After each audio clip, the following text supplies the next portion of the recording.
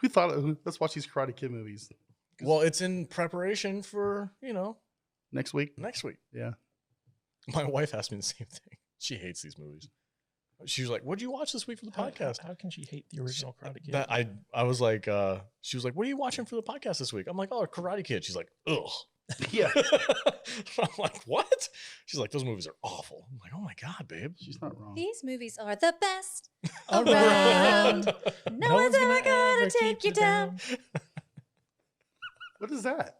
That's from the movie. It's literally the theme song of the movie. Oh, okay. All right, let's do I this. gotta find what-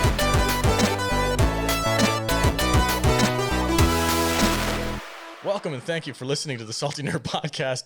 I'm your host, the Salty Nerd. In today's episode, we're going to be talking about Karate Kid parts 1, 2, and 3. The whole trilogy. The whole trilogy. The good movies, of the several that are out there. The Tridge of Karate Kid. I wouldn't call all them good. Yeah, I was in the middle of saying that, like, oh, that's not accurate. I wouldn't call any of them that good. I'm joined, as always, by being a Mr. Poopy Pants. I am not being a Mr. Poopy Pants. by the underwhelmed Viking, Matt Vader. What's up, dude? I'm very underwhelmed. This is a rough week. Pat Morita saves these movies. But He does. Yeah. All right. I'm also joined by the ambassador of estrogen, Jude. Hello. Welcome. Thank you. You guys ready to talk about this? Yeah, let's do it. Cool. I'm also joined by Matthew Kadish. Hi, everyone. Good to be here. I love You're his so awkward. intros. He's playing that dry professor guy Yeah. up really well. It's a good character you got going on over there. Hey, All right. guys. Hi, everybody. Hello. How are you? All right, guys. Before we dive into the first movie, Karate Kid 1, a real quick word from our sponsors. All right, welcome back, everybody. We are going to be talking about Karate Kid number 1, starring Ralph Macchio, William Zabka, Pat Morita, and Martin Cove. Oh, and also Elizabeth Shue. She's in this movie, too. That rhymed. Who has the synopsis for said movie? Jude, go for it. What do you got?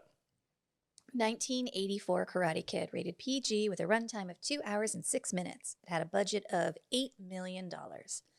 What do you gentlemen think it brought into the box? I looked up what happened with this movie. It was a sleeper hit. Mm-hmm. $90 million. Really? Mm-hmm. Yeah. Actually, that was just the U.S. box office. It brought in 130 worldwide. That's a lot of money. So, Well, now that we know the answers, we can't play the game. Yeah. Sorry, I cheated and I looked. I did not cheat. and you ruined it for Vader. Are It you was- happy? yeah. Part of my research. I was gonna say $400 million. All those notes you have and you didn't happen to see? No, because I knew the game. Oh, sorry. I know Jude likes to play I'm the sorry. game. I ruined the Because game he's this week. thoughtful. Sorry. That's also 1980s money, too. Yeah. That's a lot. It's a lot of money for this. That's probably like $300 million in 2020 For this little kid's movie. Especially considering it was only $8 million to make. Yeah. So Daniel LaRusso just moved to California from Jersey. He finds himself in the crosshairs of Johnny Lawrence and his gang of no mercy karate punks.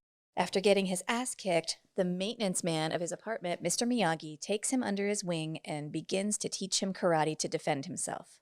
The Cobra Kai punks won't leave him alone, and the only way to settle it is to take their beef to the All Valley Championship. Daniel has no choice but to use the legendary crane technique against Johnny to see once and for all who is the best around. All right. Oh. This is an 80s classic. I consider this one to be the best of the trilogy. For sure. I'm really harsh on kid actors. You guys know this. Like I can't dig on kid actors, but freaking Ralph Macchio nailed Well, he was this. like 37 when he made this. So technically he wasn't a kid. Alex, how old do you think Ralph He's Macchio was in this? 20 in this movie, right? He's 22. 22, and he's Yeah. playing like a 15-year-old. Yeah. Yeah, like no one on set believed him when he told everyone what his age was. And actually, William Zabka was the youngest of the cast. He was 18 when he made this. Yeah, so he's the appropriate age for the character, right? Because they're seniors in high school, so that's like 18, right? 17, 18? I think Yeah. Daniel is a junior. Oh, okay. No, because he said he's going to college. No, that's in the next one. It's been 2 years. When we get to the second movie, it's been 2 years. It's been 6 months. It's like 6 months later. Really? Yeah. Yeah. Okay. Because Allie dumped him for a football player. Yeah, and she was going to college. Yeah. Yeah. So, yeah, They're all I think seniors. it was like after he comes back from Japan, it's been like a year. So he like took a year off after graduating high school. I think that's the timeline for these movies. I agree. But anyway. We'll discuss that more later. Yeah. Yeah. His character, Danny LaRusso, the New Jersey kid. But he's just turning 16 in this one. No, he's just getting his driver's license. He doesn't have his driver's license yet. Doesn't every kid get their driver's license at 16? Not if you're from Jersey. I'm from Jersey.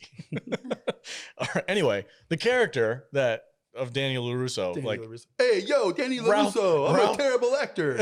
No, he nailed it. Are you kidding awful. me? He's fucking awful, dude. Every kid from the freaking New Jersey ever. He's not good. What? There's a reason he only made Karate Kid movies. How dare you, sir? My cousin Vinny. Because he can't act. He played Johnny from The Outsiders. Awful. Yeah. Do it for Johnny, man. Yeah. Stay gold, pony boy. Come on, bro. No. What the hell's wrong with you? He's not good, dude. Ralph Macchio's good. He's not a good actor. He's good in this movie. He's not good in this movie. He went a little overboard in the other two, but in this original, he was really, really good. Oh, Ma, I really hate it here. I'm going to go get my ass kicked every scene. That's all he does. He whines and he gets his ass kicked until the end when he gets his, he even gets his ass kicked in the end. You're so harsh. Johnny didn't get his ass kicked. He got a bruise on his face. Daniel can't hardly walk. He got a little bit of a bloody nose. Well, because he freaking got elbowed in the knee. Yeah. We're talking about the end of the movie already. I know. It's okay. All right. Everybody has seen this movie. I know. It's okay. Everybody's seen this movie. Yeah. But I like this movie. That's the scene, though. Johnny goes out, gets his ass kicked. Well, he falls in love with some irrelevant chick that's not going to be in the next movie. And he trains with, Mr. Miyagi. He does some he does some magic shit with his hands. Oh, Mr. Good feel good. And then that's it's it. done. And then there's the 3 seconds of crease. This is just Rocky. This is Cobra Kai. Stop pounding on the table. Sorry. What? This is Rocky. What's the matter? I said, can everyone stop pounding on the table? You're pounding. He's being a Viking. Listen, sorry. This is a Rocky movie, right? Every sports movie is a Rocky movie. The main underdog hero gets his ass kicked for a couple times, and then at the end he prevails, and everybody's like, "Hoorah!" No, this is every sports movie ever. It's a feel good '80s movie. I liked it way better before I rewatched it. This movie kind of broke me. What? Because I had really good memories of this movie, and rewatching it for the first time like in 30 years, I'm like, wow, this movie is not very good. When's the last time you watched The Goonies? Like a couple months ago. Does it still hold up? It's actually good. Fuck you. It's actually good. Yes. No, you're gonna tell me that Karate Kid doesn't hold up, but The Goonies does? It doesn't hold up. You're crazy. It's not. You're crazy. I'm not talking to you anymore. Jude, what do you think about this movie? I love this movie. It's definitely the best of the three. Absolutely. I think the other two are awful. Okay. But I think this still holds up for me. This is a staple of growing up in the 80s. Did any of you grow up in the 80s? No. I was a child in the 80s. Were you like 4? I don't know. Well, make me do math. Anything else? That's it? No, I remember being a kid and seeing this movie, and me and my friends thinking we could do karate and like running around in the living room, jumping at each other, trying to be the karate kids too. Yeah. Did this movie make you want to stand up to a bully at any point in time? No. I just thought it was cool. Oh, okay. There's not even a lot of karate in these movies. This one's got more karate in it than the other two. It's for sure. That legendary crane technique. If do right, no can defend. But that was the thing. This legendary crane technique, right? There's 4 seconds of this movie where they show Mr. Miyagi on the post out there on the beach. And then Daniel LaRusso goes, "Hey, Mr. Miyagi, what is that?" And he goes, "Oh, legendary crane technique. No can defend if done properly." And that's it. That's all you see. That's all he does. You don't ever see him training them how to do it. That's wrong. Over. Yeah, he does. Did you not watch the movie? I did watch the movie. Did you watch the montage of him training? Yeah, he was out on the boat. He was out on. Oh, that's right. He was out on the boat in the beach. He was learning his balance, and he was up on that post that Miyagi was on, practicing the crane technique. The great thing about this movie is that the screenplay for it is incredibly well written. This is a classic example of setup, payoff. Just picture perfect screenwriting technique. On Disagree. It's boring. What? No, I can agree with that. Boring movie. It's not a boring movie. This first one's good. This is Rocky. This is for kids. It's boring. Whatever. Kadish, what do you think? Besides it being a perfect screenplay, what do you think about this movie? Perfect screenplay. my I ass. really enjoyed this movie. I remember when I was a kid, I think I was 7 years old when this came out. Me and my brothers like just flipped out over this movie. Like we must have watched it like a million different times. Like every kid my age joined karate class because of this movie. You know, like I remember taking karate because of this movie. I wanted to learn how to do it. And you know, I feel like this is just a very solid film. One of the interesting things about this is that the same director and the same writer did all 3 of the Karate Kid movies, and that was very unusual in the '80s to have that kind of continuity between sequels and stuff. But what was you know, kind of fascinating about like this film is that it parallels Star Wars in a lot of ways because it's a hero's journey movie in addition to an underdog movie, which is kind of the Rocky thing that you were talking about. What is this? What is this? Star Wars? That's a pretty deep cut. Well, the hero's journey, okay, is basically the same pattern The call to action. that the first Star Wars follows. And this movie kind of follows the same thing. So if you look at Kreese as like the Emperor and Johnny as Darth Vader, Daniel as Luke Skywalker, Miyagi as Obi-Wan or Yoda, like it follows the same beats as Star Wars does. And I think that's one of the reasons why this movie has kind of endured the test of time. Because like it just works on so many levels. And I really disagree with Vader about how this movie hasn't aged well and is boring. Like I don't think there are some parts to it that are slower than others, but to me, they really kind of flesh out the characters. And one of the interesting things rewatching it now that I'm an adult is that this is the beginning of a multi-generational saga now that we have like Cobra Kai and stuff to compare it to. And it's interesting to go back and revisit this and be like, oh, I know where these characters are going to end up now. And it's very interesting to see their origins. Yeah. And remember things that the Cobra Kai show kind of points out. And you're like, oh, I had forgotten all about that. Yeah, exactly. I had watched Cobra Kai recently. I can't remember the last time I watched Karate Kid. It's been a long time. I forgot most of what happened in it. And watching it now, and I'm like, oh my gosh, that's a callback. Or, you know, Cobra Kai used that as a callback to this, and this is how this kind of ties in. And they did a really good job of like tying all the characters' different personality aspects together and bringing it to the show. I think. So what you're saying is, if you hadn't watched the Cobra Kai series, this was probably isn't as good as. What No, you the think it first is. one's good, man. The first one is good. I will hold my ground on that. All Yeah. right, whatever. The first one is good. I didn't say it was terrible. Maybe I did say it was. You terrible. might have. It's definitely. I'm the not best. saying it's terrible. I'm definitely just saying it's really, listen, really terrible. It's the best of the 3, Yeah. but that's not saying a lot. Well, we'll talk about the other 2 in a Okay. minute, but this one, for me, this one just endears itself. It's got a great underdog story. Yeah. It's not. Danny LaRusso is, I think he's the perfect like adolescent New Jersey kid that moved to California and he's out of his element. I think that he played that really well. Johnny, Billy Zabka, yeah, Billy Zabka plays Johnny. Awesome. Yeah, he I mean, he's every bully. He's my favorite. for the 8 minutes he's in the movie. He He's does not really in good. 8 minutes of the movie. It's not in there very long. He's the main Vader had a bad guy. bad week watching these movies, so now he has to ruin everyone's day. I know, right? That's what I do. No, I think Johnny was a cool character.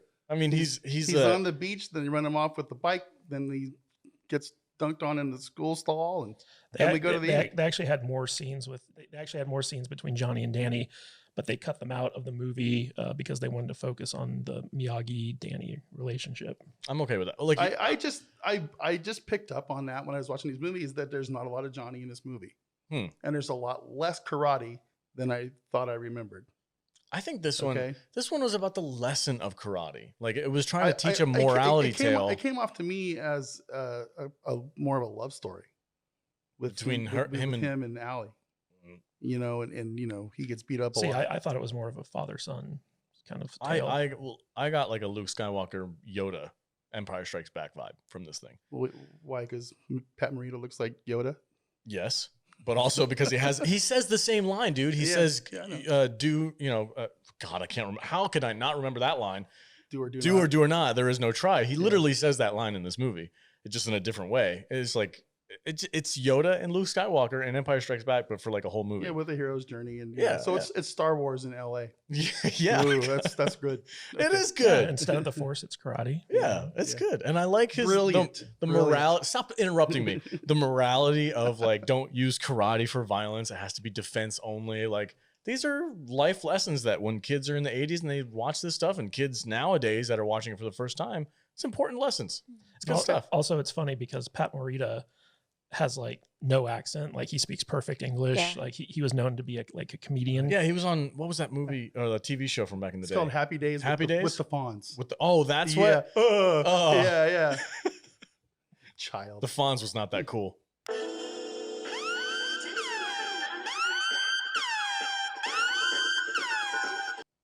Okay, we're gonna fight now. Whoa. Whoa. Oh, hey, hey, that's what the Fonz does all the time. Hey, okay. You need to stop. You need to stop right now. I'm trying to match his level. He's up here. No. You don't ever blaspheme the Fonz. The Fonz is not that cool, man. Anyway, continue. What were we talking about? Alex. Yes. I just got the eyeballs. Well, I was Hey. talking about. Yeah, I have to stop you so I don't stab you. Hey, go to saltynerdstore.com. You can grab that shirt that Jude's wearing right now. Show her your tits. Just show the shirt. It says, I have to stop you. There's an Wow, ad break. Alex. There's an ad break. That needs a shot. I'm sorry. I'm gonna pound on the I'm table. ready. I'm gonna pound on the table.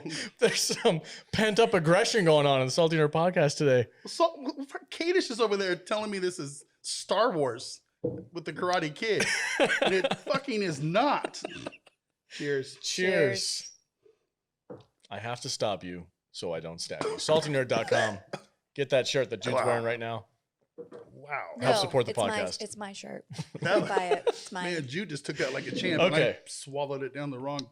Jameson. Since we're talking about Well, Mr. Miyagi. Can I finish my point? Yeah, please continue. We have a podcast. I to do. actually had a point to make.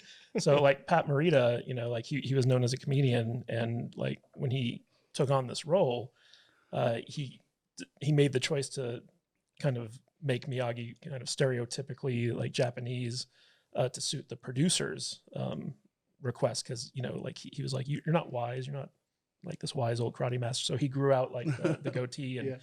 and stuff, and did like the stereotypical Asian, and the producer was like, oh, that's brilliant.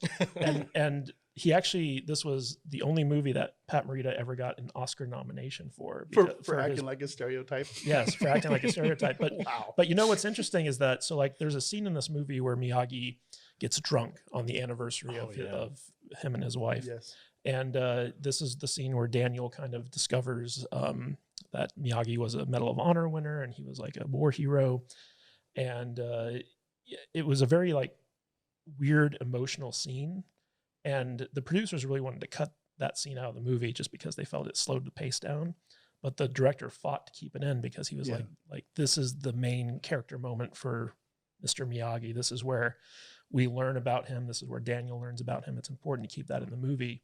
And everyone's convinced that that scene is what got him the Oscar nomination. I think that was a scene they had to have left in. Yeah. Yeah, it was a very important That scene. was an important scene, And and it- probably the best scene in the movie. Well, yeah, it gives Yeah. you such a insight into where Miyagi's coming from. Like, he's just the maintenance worker at some apartment, at Yeah. some low level apartment. I mean, I place know in I've been LA. pretty hard on this movie, and it's mostly because of Daniel's character.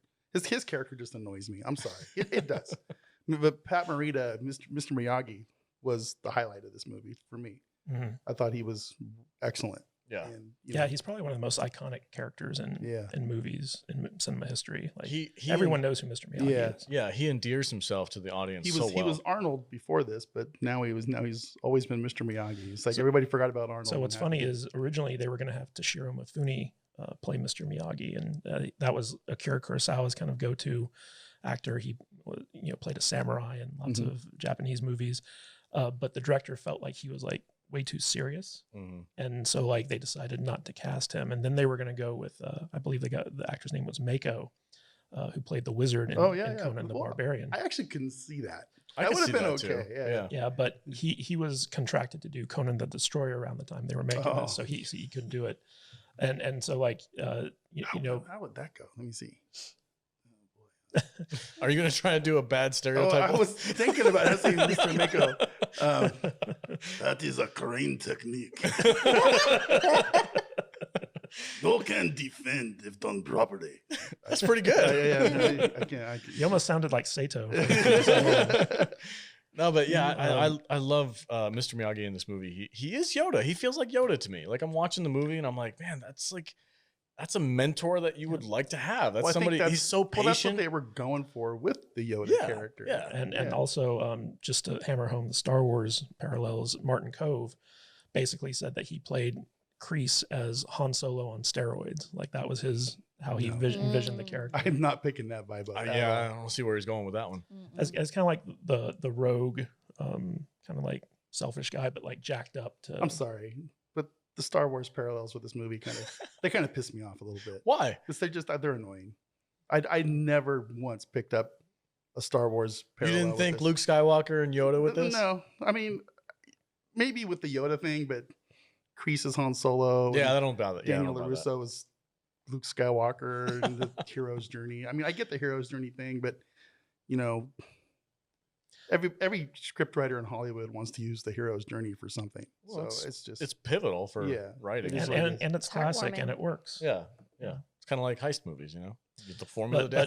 But what's Yeah. interesting is the writer for all three of these movies, Robert Mark Kamen. So like the initial concept for this movie was based off of a newspaper article that the producer found about a scrawny kid who was getting bullied, and so he learned karate to defend himself. And when they hired Robert Mark Kamen, he had actually had an autobiographical experience similar to that, where when he was growing up, he was bullied a lot, so he learned karate, and he went to a teacher that taught him about how to use karate for offense and for revenge, and he didn't like that philosophy, and so he eventually found a karate instructor that taught him about honor and self-defense and stuff like that. And so Kamen basically brought that experience to this tale, and it's a very good script. In fact, Kamen like he's gone on to make like some really good movies, like even though Karate Kid Parts 2 and 3 aren't as good as the first one, like he eventually teamed up with Luc Besson, and he became like Luc Besson's like producing partner, and they made The Professional together. They made The Fifth Element together. Like if you look at Those are good movies. The Transporter, he made Taken. Oh my god. Like if you look at his filmography, he's actually done like a lot of really badass movies. Like I think he wrote Lethal Weapon 3 and stuff like that. Yeah. So like he's a very solid writer, and you can tell that because of his personal experience that he injected into this movie, that he actually took a lot of care in crafting the story behind it. And I think that's one of the reasons why this movie kind of outshines the other two. Also because like the second and third movie were basically just written to capitalize off the success of the first one. So he didn't have as much invested in it when he was writing the other two. The amount of salt that's coming out of Vader makes me want to like this movie even more, just out of spite. Somebody's got to be salty. It's the Salty Nerd Podcast. I'm waiting for the second half to get salty because those movies are trash.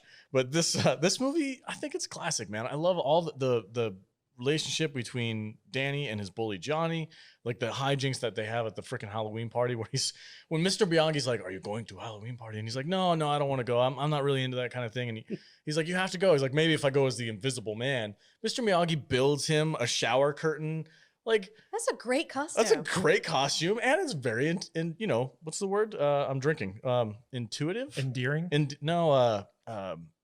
innovative. innovative. That's the one. Thank you, Kadish. It reminded me of a costume I went to a thing with once. Kadish writes books, so that's why he knows all the words. I made myself a Coors Light can that like covered my whole thing up. Did you? Yeah. They have little holes for your eyes. Yeah, it was in college. I got to see a picture of this. There's no picture. Oh, come on. Yeah, It lives on only in our memories. and it was lined. I had a line so I could put 2 cases of beer in it. Of course you did. I did. That's awesome. So, did you guys know that the Karate Kid was the name of a DC superhero?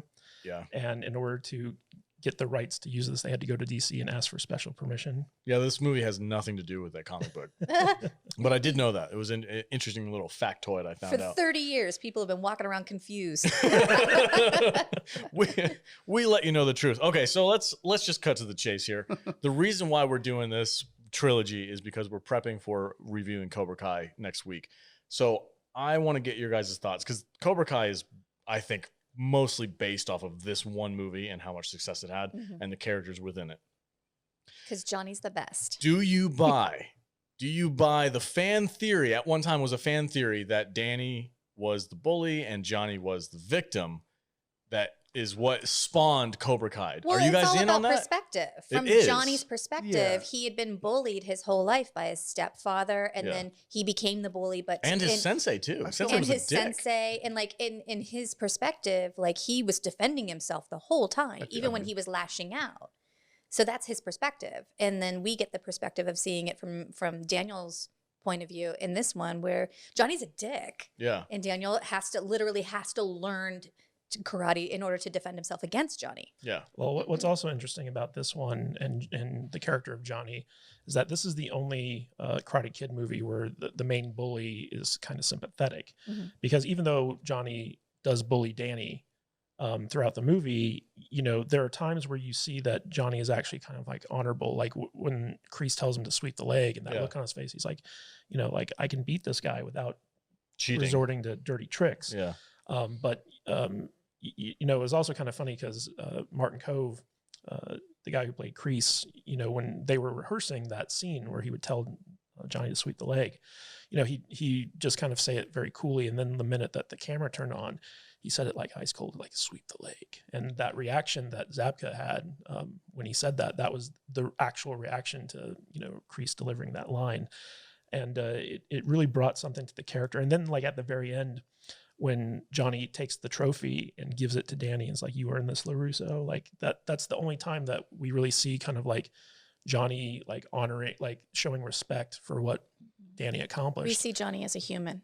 Yeah, he's got layers to him. Like he's not just the bully, and you could tell that he really cared for Allie, which was another thing that made his character very interesting. And that's why I think Cobra Kai works on such on a different level, is because the character of Johnny was never just the straight up stereotypical bully.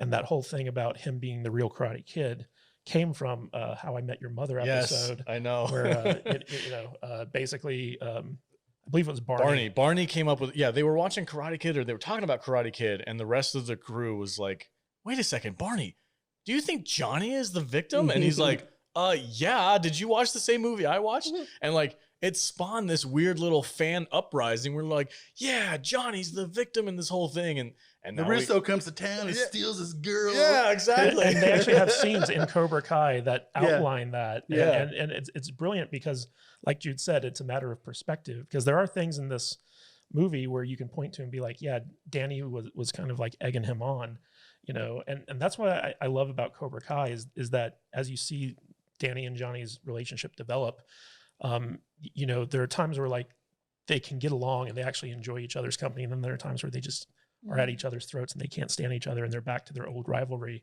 And that's what makes characters so interesting to me is that like the Cobra Kai people really took these characters that this writer created and brought them to a whole different level. Yeah, like in the first one, you can really dissect each character's like origin. Like Johnny's a California boy. And so like if you know a California boy, you know kind of like how they not to generalize, but like you know how they handle conflict, you know? But if you know a Jersey boy, you know how they handle conflict. And it's a whole different thing. And to Johnny, when Daniel gets up off of the sand and like sucker punches him, that was aggressive. To Danny, when you come from Jersey, like that's just what you do. Yeah, you better stand up for get so up. From Johnny's perspective as a California boy, he's being bullied by Danny. Danny had to defend himself against Johnny. Yeah. And William Zabka even said that he came up with the whole backstory for Johnny about like him not having a father, and so he looked to Kreese as like a father figure and stuff like that. And the same thing for Danny as well. Like his father had died. Mr. Miyagi was his father figure, so he attached himself immediately as soon as somebody came in with that knowledge and that, had respect and taught him how to defend himself, he immediately latched onto it. Just dumped his mother to the curb. Dude, okay, we're going to talk about this in a minute, but there's some serious child endangerment going on in this franchise. With that car? Holy shit. But we'll get there. We'll get there in a Also, minute. it's so very 80s, like the stuff that happens between Danny and Mr. Miyagi. Like some of the stuff like that's character building and like relationship building in this is not okay in today's standards. Like, you don't drink. Mr. Miyagi, please. Do you imagine the mom who just like, oh, Mr. Miyagi, can you take my kid for a little while? Can he just move in with you? Yeah. That's I love it. And also the other thing I don't too. know why that's a huge deal. Well, I mean, I guess you have to consider that. I mean, I know Ralph Macchio looks super young, but we had a neighbor kid move in with us for 6 months. Yeah, he's a senior in high school. And when I was watching this, I'm like, he's going out with his girlfriend on the town, and his mom's like, I'll be back by 11. And because Ralph Macchio looks so young, I'm like, is that okay? Like, what are they doing here? And then I have to remind myself, he's like 18. So when I was 18, yes, I was like, okay, I was out by 11. My parents were like, hey, be back before midnight or whatever. That was just the way it was. Yeah, that's just the way it was. I stayed out as late as I wanted when I was that age. Yeah, I miss those days. I mean, Well, I can't let my kids do that. Yes, you No. can. Why? It's just- Are kids different now than they were in 1985? no, but the world is different. Yeah.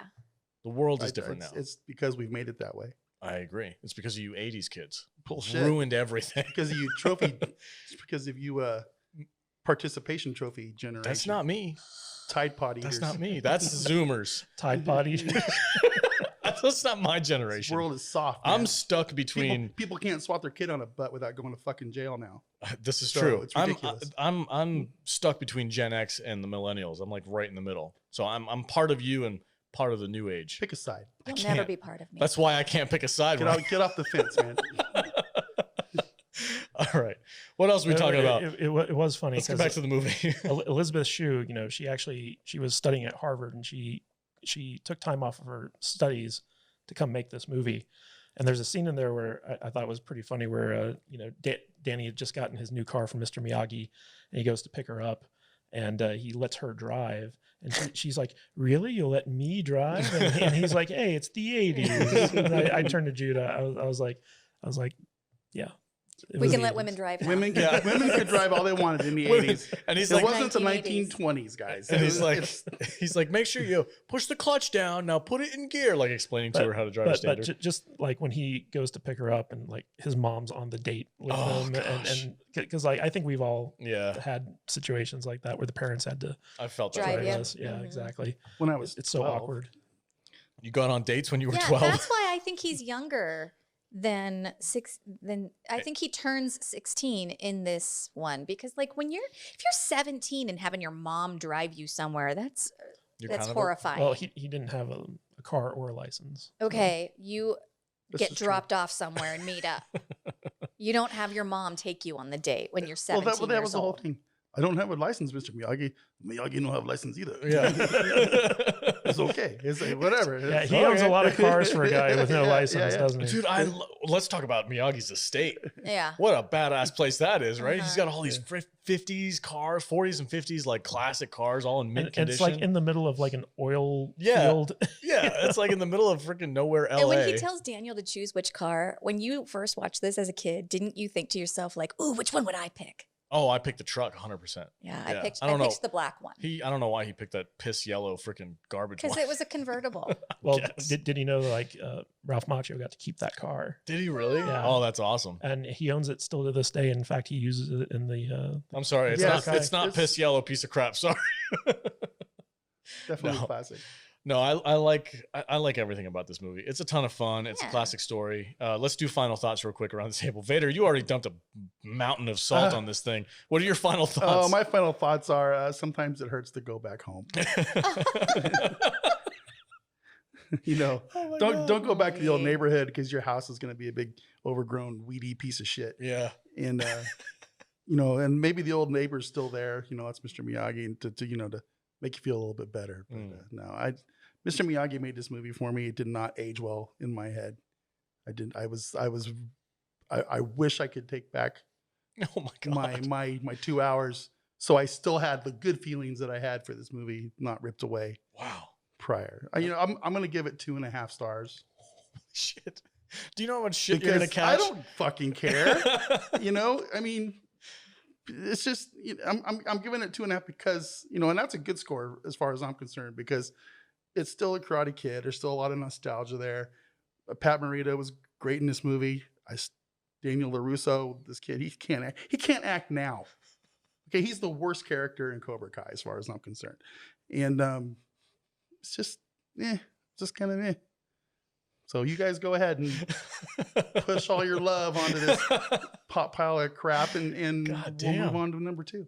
Welcome to the wrong side of the bed today, Jude. What did you final thoughts on I don't know Karate Kid? I know. Go after that. It's so off-putting. Yeah. I've never heard anybody hate on Karate Kid before. I know. This is crazy. That's what you hired me for. I hired you. I give it 4 out of 5 crane kicks. Okay. This is a wonderful movie from the 80s that, in my opinion, still holds up. Yes, there are some things that are very 80s, and that if they were remaking this today, they would change some things. They did remake it today. It's my turn now. You shush. Oh, the Jackie Chan version. I love this movie, and I agree with Kadish that like every character is very well rounded. Like even her friends, they're all very distinctive. Do I love the character of Daniel? No, because I dated him once. Hey, Tommy. But I love He's Johnny. got a name. Dang. We're still friends. No, but I love the character of Johnny. And I think, like Kadish said, like he's got a lot of layers and it really makes you invest in who these people are and this feud. And like years later that they could come out with a show, Cobra Kai, where you get it from Johnny's perspective, like going into it, you're not mad.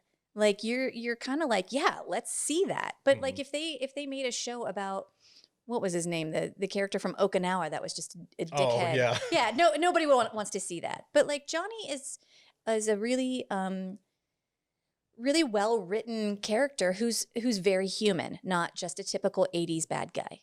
Kadish, final thoughts on Cobra Kai. Or I'm sorry, on Karate Kid. Yeah, I really love this movie. It's very well written, very well made.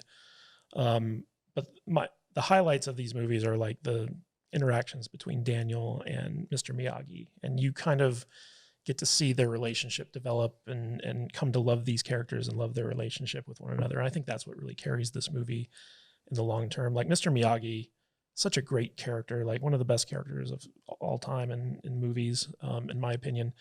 But like you have moments where, Daniel's like, Mr. Miyagi, what color belt do you have? And he's like, oh, beige belt. And he's like canvas. Yeah, Cheers. $1.98. Yeah. Belt no make a karate. Yeah. And like, You're not allowed to enjoy anything, sir. Shut up. Yeah. And like there's that whole thing where he's like trying to catch the fly with the chopsticks. Oh yeah. And that was funny. And he's like he's like, man who catch fly with chopstick can do anything. And then Daniel is like, like, have you ever caught one? And Can I touch on that really quick? I don't mean to interrupt you. No, you're done. But I kind of felt like whoever catches the fly is kind of who the story's about in both movies, in the first two. Am I wrong there? no, you're not wrong. But You're just an asshole. well, I'm kidding. It was Sorry, it's I don't a, like the same fucking movie It's you a like. line. Okay? It's a line from a movie. It's from Lebowski. You're not wrong, Walter. You're just an asshole. I'm getting a little Walter today.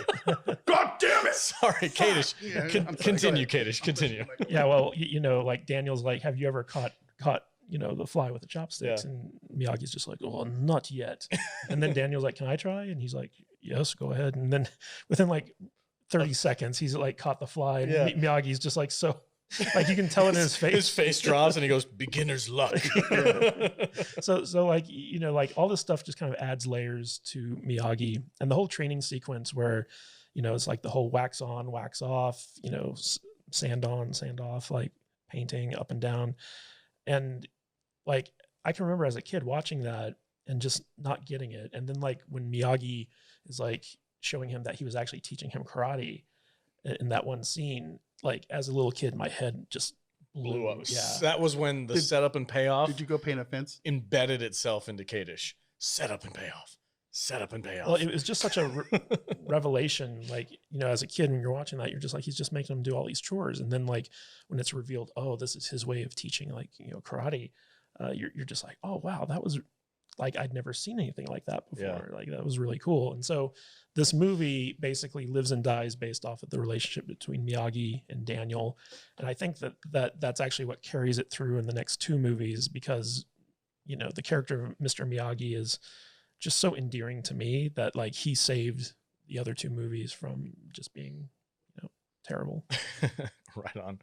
All right. Yeah, I'm with Jude and Kadish on this. I think this is a classic 80s flick. The underdog story. I like pretty much everything about it. Yes, there's some things that are dated nowadays, not just like with the interactions of people and things that used to be allowed to do, quote unquote, but just like Vader kind of pointed out, some of the acting and stuff like that. Yeah, there's a couple weak points here and there, but overall, I think this is a really good movie. I love Mr. Miyagi and Daniel's relationship is great, and like Kadish pointed out with the painting the fence thing, that was like a mind blowing moment. Like, oh man, he was actually teaching him karate the whole time. Like, it's a cool moment. It's a nice reveal. It's a good setup and payoff.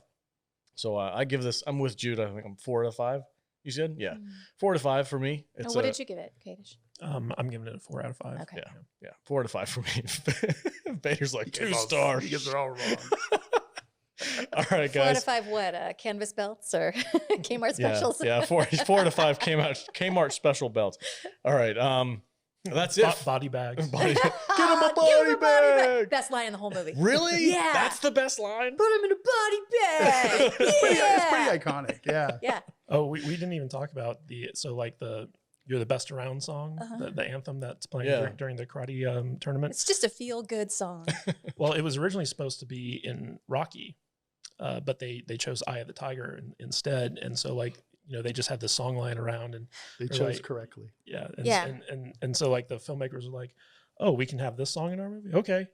And it's one of the most iconic, like, 80s anthems out there. For sure. Yeah. I disagree. All right. Peter, I swear to God. I never think about that song ever. Not once before I watch this movie. Okay. You guys ready to talk about part 2? You know how many times when I listen to Eye of the Tiger, Oh, that's a freaking That's my that's go-to a classic. karaoke song. That's an absolute classic. karaoke song of Eye Yeah. of the Tiger.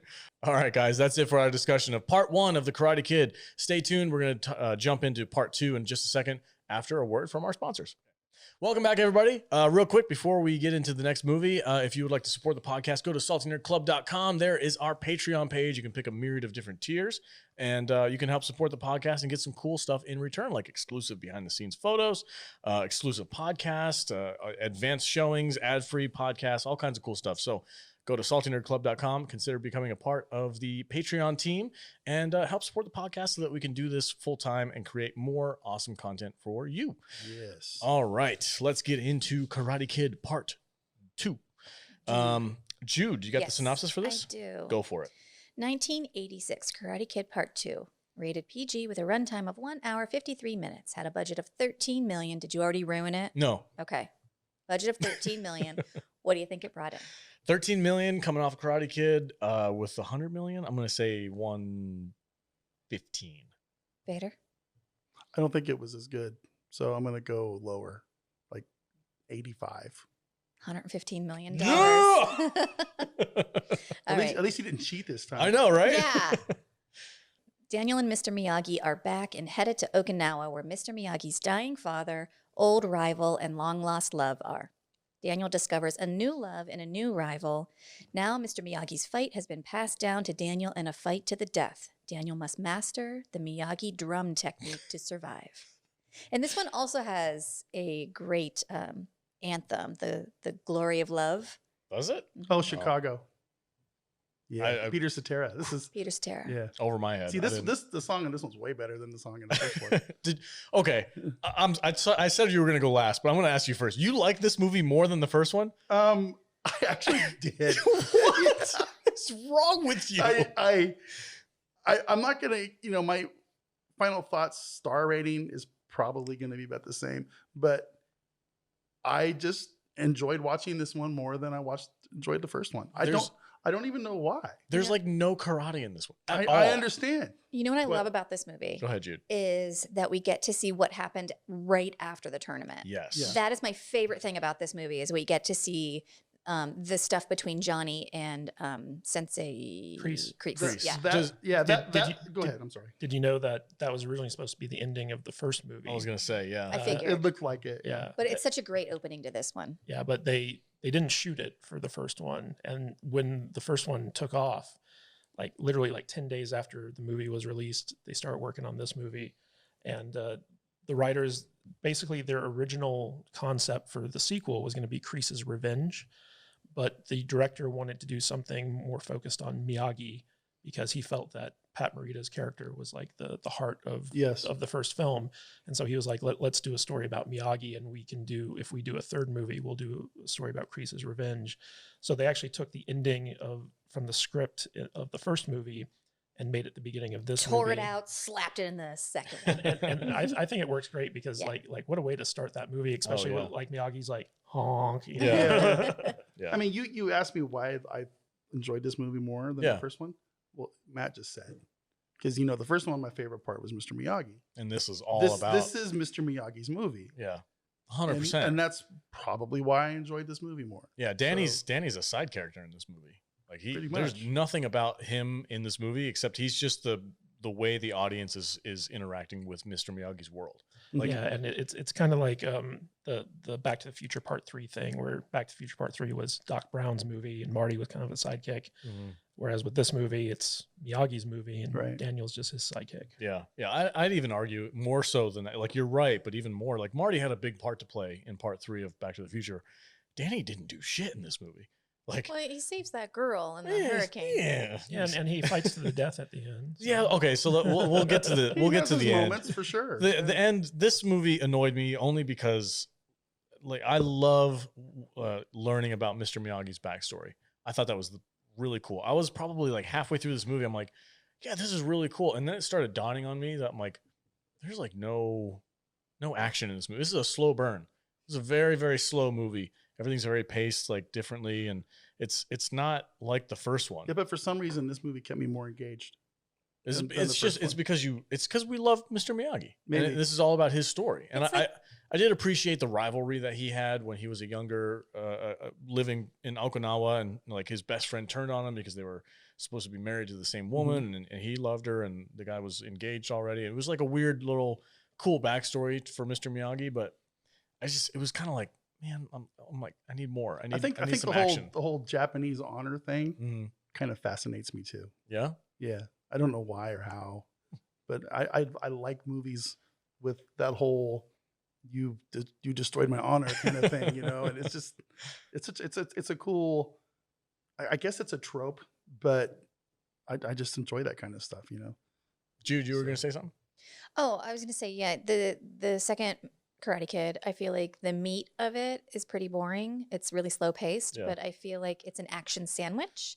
Like you get that whole action sequence in the beginning where you find out like what happened after the tournament. You get like a recap of the tournament, and then you get the fight to the death scene at the end. So it's a little bit, Okay. the middle That's is a very lot of slow. meat. Yeah, Yeah. it's like a double decker, but like your bread or your action Okay. sequences, action scenes, and then your meat is just a really slow paced. Well, I mean, take a nap. there are more action scenes in this movie. I mean, Shozen, like he beats up on Daniel, and there's that whole scene where they're tearing up Miyagi's dojo with the spear and stuff like that. And Miyagi comes in. The best parts in all three of these movies is when Miyagi just Kicks ass. Oh, yeah. kicks ass. Yeah. And probably my favorite scene out of all three of the films is in the third movie. We'll get to that in a little bit, but also just the opening where we get to see Miyagi take on Kreese, and the difference in their philosophies and the difference in their fighting style, where Miyagi doesn't even lay a hand on the guy. Nope. Mhm. And actually, I think in one of the shots where Martin Cove puts his fist through the window, like he actually accidentally did that. And so the blood on his hands was like real. Oh my god! Yeah. No way. Yeah, no, I think Cove actually tells that story on the DVD commentary. So where he- failure in the prop department. What a badass! Yeah. I can't break a car window. That's freaking crazy. I don't know. They I don't bet make I them. could. They don't make them the same as back they then do. You probably could. Yeah, because back then they were just they were plate actual glass, right? windows, not plexiglass or whatever Yeah. this stuff is. Nowadays they have It like shatters into a million pieces and doesn't break. jelly. They got jelly in the middle. Anyway, talking about windows for some reason. The tangents you guys go off onto. I know. The more alcohol is involved, the farther we go. That's what makes it fun, though. I don't know. Like I enjoyed this movie only because I like Mr. Miyagi. Like there's not, I don't like Danny in this movie. Danny's annoying. I don't like Danny in any of these movies. I know, but I said I was going to be Yeah. with you on this on part two. Yeah. Danny's annoying in this movie. He is. I've like just leave his ass in L.A. or let him go to Fresno with his mom or whatever he was Mr. supposed to Miyagi do. didn't even want him to come. I know. He's like, no, Daniel-san, you should stay. He's like, but Mr. Miyagi, but I bought a got ticket." this book. It's not a good idea. I'm like, what the hell? That's the child endangerment thing I was talking about too. Like his mom was like, oh yeah, go to Japan for a month, whatever. Why is it Honestly, child though, what a endangerment? great experience. Like, you graduate from high school and then And you you get to go go to to Japan? Japan. I let my daughter go to Europe for 3 weeks with some teacher I didn't know. And Have you not 6 seen of her Taken? friends. Some guy that she was hitchhiking. Oh, I got a story for you off podcast. Okay. All right. Anyway, like Danny, I kind of honestly wish they would have just left Danny's ass out of this movie because this is Mr. Miyagi's movie and he sells it and everything about it that I like is him. Well, the stuff with Kumiko, where it's Danny and this Japanese girl. Of course, from he the- falls from in the love with village. a different chick every movie. I was gonna say they did Allie dirty in this Oh my one. God. Oh, yeah. I was going to ask, what was the deal with Elizabeth Shue here? So she went back to Harvard to complete her studies because she stopped. She took time off from her college education to go and make the first movie. And they And started. the patriarchy cannot abide a smart woman, so they got to destroy her character. So basically, she went back to college and she couldn't commit to doing the sequel, and so they just decided to write her out. So they literally wrote her out for the exact same reason she did in real life. Yeah. Because they wrote her out. It's like, oh, she goes to college and falls in love with Some did I just football pat player. Marie to that? Yeah, you did. She goes to college and falls in love with a football player. First, she wrecks his car. Yeah, Okay, yeah. not before wrecking his Yeah. car. I wanted to say, like, Bitch. he exactly. Thank Carol Baskiner. That bitch wrecks his car, destroys it, and then just bounces and leaves. Yeah. And like he's coming home from the prom, so he's obviously been at prom with her. Yeah. Which is where she She wrecked broke his up. car, and he Broke finds up out with him. she's in love with someone else, and she's leaving to go to college. And the amount of like 3 months from the first movie to this movie is Yeah. when they were and like, why'd you have to do that? Why couldn't you just been like, oh, Allie went to college. It's really sad. Oh, I fell in love with this But Japanese you girl. know what? Honestly, that's kind of real life. But what's funny, High school sucks. It does. But what's funny about it is that like he's still carrying kind of a torch for her in the Cobra Kai series. Uh-huh. So Oh, yeah. so like it's kind of weird that he's like still like into her after It's she- the- she Well, kinda everybody did that. kind of wonders It's the what first it love. would have been like if you Yeah. like stayed with your first girlfriend. Yeah, exactly. Glory of love. yeah, I'm 100% on that. Like, I understand why they would have done that in Cobra Kai. But- like, You know, for me, I actually like Kamiko. She's my favorite girlfriend of all 3 movies. you felt she was like the most well-rounded. She was the most well-rounded of the 3, I believe. Yeah, and I don't know. You just like ultra polite girls, huh? Oh, Daniel-san, so good, so No. nice of you. you don't know Come with no. me. My wife is so not Kamiko. It is ridiculous. But I don't know. I just like her the most. Yeah. She was pretty and cute and what's wrong with that? I can't say she's pretty and cute. No, I'm not. What are you feeling? How dare I? I think Vader's type of woman is like a very feisty, direct, kind of loud and No. not loud My- necessarily, but like feisty. You Yeah. like a sassy girl. My And my so- wife. redheads. So what I think Yeah. what I think he finds interesting about Kamiko is that she's like so different Yeah. from. Sorry, hi. No, I don't know what we're doing. Plus, she was fist bumping. I It's was all- just gesturing. What I think Kamiko is so different from the type of woman that Vader is used to. She's Yeah. like meek and soft spoken. Yeah, And and he's like, what is yeah. this? he's like, oh, this is like a wild animal. Just trying to translate. I'm picking up what you're putting down. Yeah. That tea scene though was way too long. Everything it about was. this movie, It everything about was. this movie was way too long. You know, the issue with this movie is that, so when I was a kid, I remember me and my brothers were super excited to go see this in the theater when it was coming out.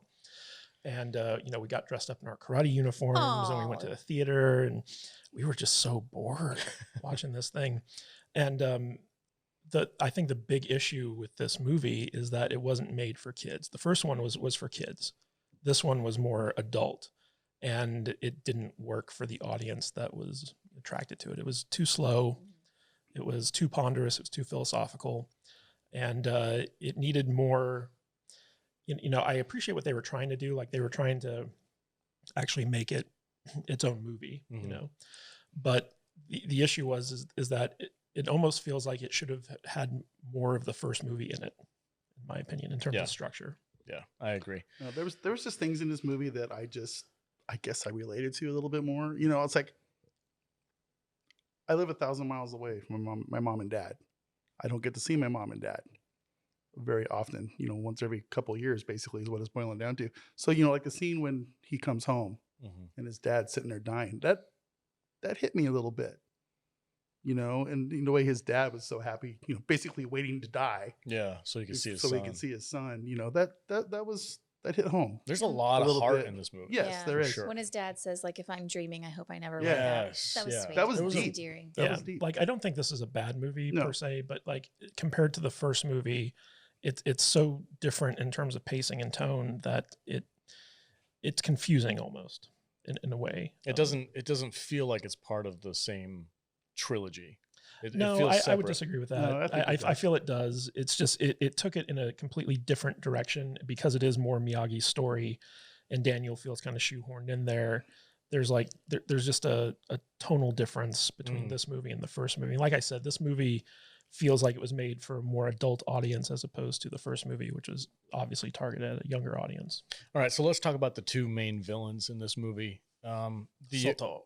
You have Soto, who Sa- is Sato. Sato. Yeah, Sato. Yeah, you're right. You're right. Say it Sato right, man. and nephew. Yeah, and an angry nephew. Shozen. What is it? Is that his name? Shozen. Shozen. Okay. The chosen one. I liked Sato and Miyagi's backstory. That was very interesting, and I could appreciate. You want to fill in what their Okay, so the backstory is basically, well, we kind of mentioned it a little bit earlier, but Miyagi and Sato were kind of involved in a love triangle back when they were They younger. were best They were friends. best friends. Best Yeah. friends. Who Sato was. What is it called when it's arranged? Okay, they were arranged to marry this one girl. Sato I'm was. going to take over. Go ahead. I'm terrible at this job. Sato and Miyagi were best friends growing up. And Miyagi's father taught both of them karate. And in Miyagi's family, your karate is passed down only to family. But Miyagi asked his father to make an exception because Sato was his best friend. And They were like basically they brothers. were brothers. Mhm. Yeah. So Miyagi's father treated Sato as a second son. So growing up, they were always like brothers. Meanwhile, Miyagi falls in love with Yuki. Yes. Yukie. Yukie and Miyagi fall in love. They are both in love together. But Sato's family is the richest family in the village. Yukie's family is the poorest. And they somehow came up with this arrangement to have Yukie marry Sato, and it would save her family. And it was devastating to Miyagi that his beloved would be married to basically his brother. So he makes this big statement to the village that they're going to go against tradition. They're going to break this arranged marriage, and he's going to marry Yukie. Mhm. Well, that ruined his honor, Yeah. ruined It- Sato's it honor. dishonored Sato. Yeah, So dishonored Sato. So Sato challenges him to a fight to the death. and Miyagi just And Miyagi didn't want to kill his brother, so he left Yukie Yeah. and his village and never fought. when life gives you lemons, say fuck the lemons and bail. Okay, so I have a question about this because I was under the impression that Mr. Miyagi's wife died. And in the first movie, Danny opens that letter and it's like, oh, we're sorry to say that your wife died in childbirth. So when they introduced this woman in this movie, I'm like, I was a little confused. So do you have a more detailed explanation? What's going on here? Because I Yeah. was a little lost. Yeah, so this This is his first love. So when this all goes down, they're 18. Okay. And then they have just come into manhood, and she has been promised to Sato. Yeah. So they're all basically like within fresh marriageable age, like 17, 18, 19 years old. Okay. So that at that point, that's when he leaves his country, and then he comes to, I assume, America, which is where he joins the army. army. Okay. And then he meets his wife, and she dies in childbirth. Well, it was also implied that him and his wife were also put in those like the Japanese internment camps. yeah, right? yeah. And, So- and that's where she died from complications of childbirth while he was out serving his country. Man, That's dark. That's a dark backstory, man. Okay, so this is two different people, completely two different people, two separate situations. Yeah. So Yukie Okay. is his first love. Okay, so it's Danny's Jennifer. Yes. At least I don't know why I said Allie. Jennifer. Allie. Allie, It's yeah. yeah. I got the impression that as they're all relatively the same age. I got the impression that they like grew up together, Mhm. and because Miyagi's family and Yukie's family were on the poorer side, they like fell in love together. They Yeah. were probably in school together. Sato is a rich kid from the other side of town, I assume. Mhm. Okay. Okay, so in talking about the bad guy in this movie, Sato, he has this like never-ending blood feud because of the honor system with Miyagi. He wants revenge. He wants to defend his honor. He has to fight Miyagi in order to restore himself to honor in the eyes of his community. Did you guys buy that by Miyagi saving his life during the storm, that he was just flip a switch and he's good now? Like, oh, we're best friends again. Yay, It was congratulations. very convenient. It was a... I was okay with it. Were you? Yeah. Okay. Yeah. I think that with Sato almost dying in that, it was more like he reflected on what he had done with his life and what, the desire for revenge was doing to him. And it was his near-death experience that made him realize, oh, I need to let go of this. Okay. That was my take on it. Okay. I felt like it was a little thin. I wasn't super invested in the movie anyway, so I was just like, yeah, okay, whatever. I think they should have taken a little bit more time in kind of showing his reflection. Like, I think you're right, Kadish, that's what they were going for, but it literally happened within one scene. Well, it was also like his nephew who he had been mentoring and kind of like raising as his own, basically abandoned him and showed himself to be a coward. Yeah. And I think that also affected him too, where it's like, is this my legacy? Is this what I'm passing down? And, he was able to contrast that with Daniel, who is Miyagi's surrogate son and student, risking his life to save that girl up on the bell tower. So I think that all that stuff kind of combined to show him the error of his ways. I can completely agree with your analysis. I feel like they should have explained it a little bit more, spent a little bit more time. I know we already talked about how this movie was kind of overdrawn and kind of too long. They spent too much time on a lot of stuff. They spent too much time on other things when they should have spent it on this like particular aspect, because this is the redemption of the bad guy. Like they should have spent their time, but it literally happened in like a span of like 3-4 minutes. Everything that he just talked about. And I felt like that was a little bit too quick. It was a little bit too much of a turnaround for Sato. I didn't buy it. I was like, come on, man. He's been blood feuding for like 40 years. He should at least take a little bit of time to... Yeah, but he was dead. What do you mean? He would have died. If Miyagi hadn't yeah. saved him. Yeah, no, For sure. totally. I get it. And also there was that part where, so Miyagi went to confront him at his house a little bit earlier, trying to get him to agree to stop this blood feud. And he's sitting there and he's trying to like break this wooden board with his hand, and he can't do it, Sato. And then during the storm, Sato has, this huge wooden beam on his chest that he's pinned under. And that's one of the reasons why, he thinks he's going to die, is because the board's so heavy. And Miyagi, using his karate, just freaking breaks that thing in half with like one hit. Pretty wild. And I also think like Sato saw that and he was like, oh, I'd probably lose. I spent 4 years trying to bust that log. You guys did catch the part where that board that Sato has at his house, that log, Yeah. was something that him and Miyagi found when they were kids. Yeah.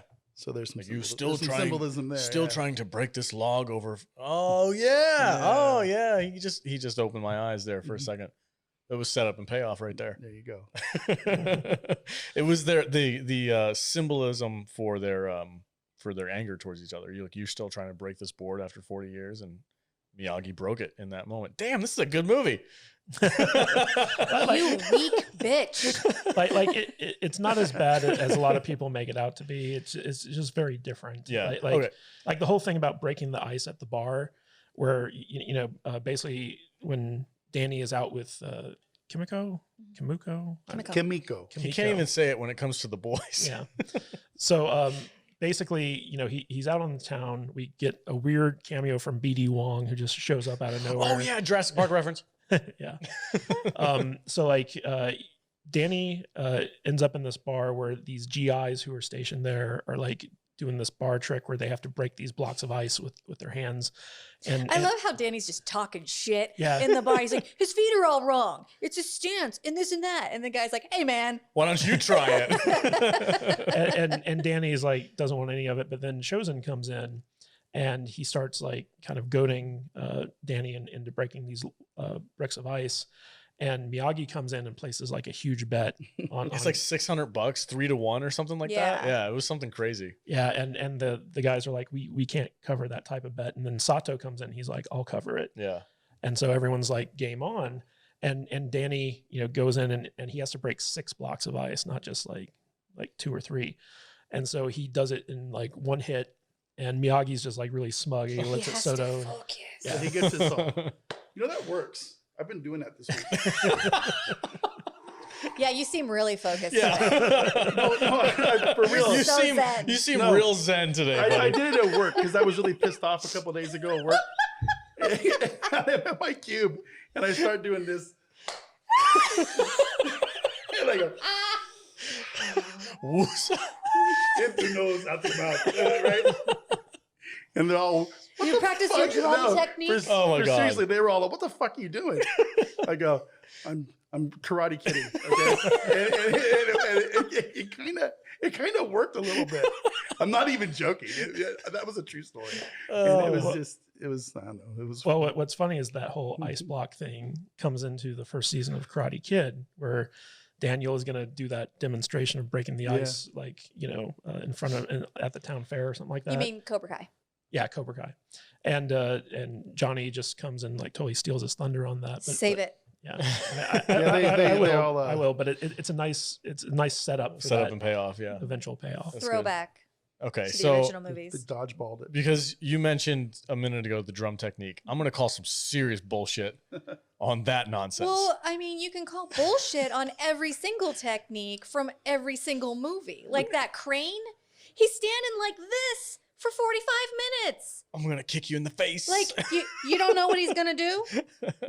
when done properly, no No. defense. No. Oh, he does it. He tries to do it to And he his gets his nephew, ass and he kicked. gets Yeah. his ass handed to Yeah. Yeah, him. because he didn't do it properly. He didn't throw it properly. He Obviously, did. there's a defense. You know what? That's fair because he did teach himself that shit. Because remember, Miyagi didn't teach it to him. He was doing it himself on that pier. Like, Did the I bet I can figure salt this transfer to you today? It's just like Wonder Twins power activate. Okay. Form of the ice whiskey's shield. kicking in. I got demons running all through me. No, the drum technique irritated me because I understand the principle that he was describing, and it was set up in the very, very beginning. We talked about the opening scene against Kreese when he was like, you actually said like he never laid a hand on him. That was Miyagi's drum technique, right? Boom, boom, 2 punches, never touched him. I thought that was just good reflexes. No, that was the drum technique. That's Oh, what it yeah, was I guess done. it was. That was the setup. Set up and dodge. But then when in the end of the movie, when Danny does it, he just looks like a dude. You ever put your hands inside your sweatshirt and then like swing your arms around? That's what Danny did in this freaking movie. He's like, oh, that's your drum technique. And he just starts flopping his hands around like nonsense. And I'm like, this is so freaking That's dumb. because he's a bad actor.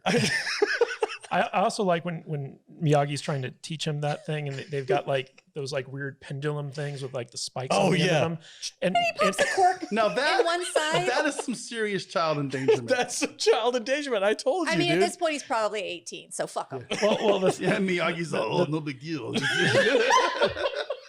the thing with Miyagi is like, he tried to warn Daniel against it, and then like the minute that Miyagi walks away, Daniel's like putting himself in danger. But Yeah. that's, you by know doing what? That is the thing about all of these movies that just annoy the shit out of me. Everything that Mr. Miyagi tells Daniel not to do, he goes and does. That's And And it's turns ridiculous. out Miyagi do same thing. when I was It's just- younger. Yeah. Yeah. It's just That's annoying. the classic mentor, you know, it's they do it all the time. Kids do It's it like, all the time. we need to get the 3 because I got some salt. Listen, there's a Okay. formula for these movies, and we have to follow it to the T. I don't think. Or we're going to come out with bread instead of a movie. I also like how, like, at the end, it's obviously like the Shozen wants to kill Daniel. It's a fight to the death. Mhm. And Miyagi's just like sitting there with his drum. Yeah.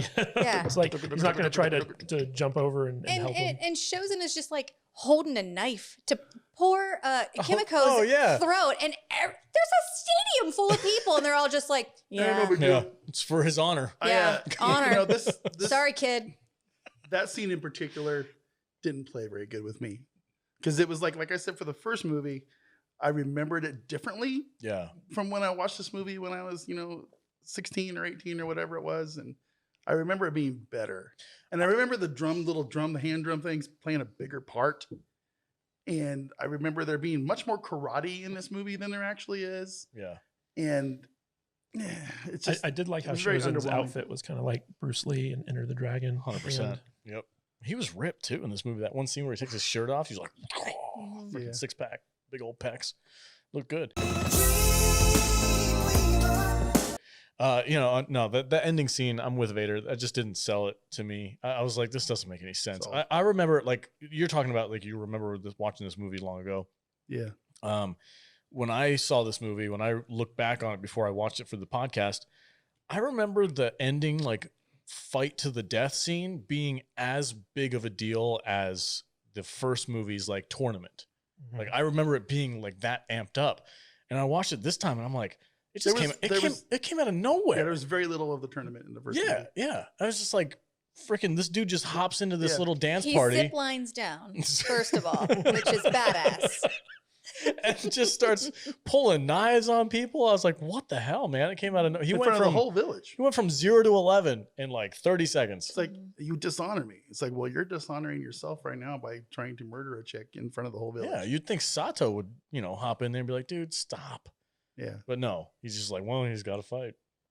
Well, Sato's like, I can't really punch through a log, so let's But sit I this did one out. kind of appreciate it. If this movie was made now, they'd all sit down in a fucking drum circle and talk about their feelings and shit. So Fight to the death was good. yeah, whatever. It's fine. All It's right.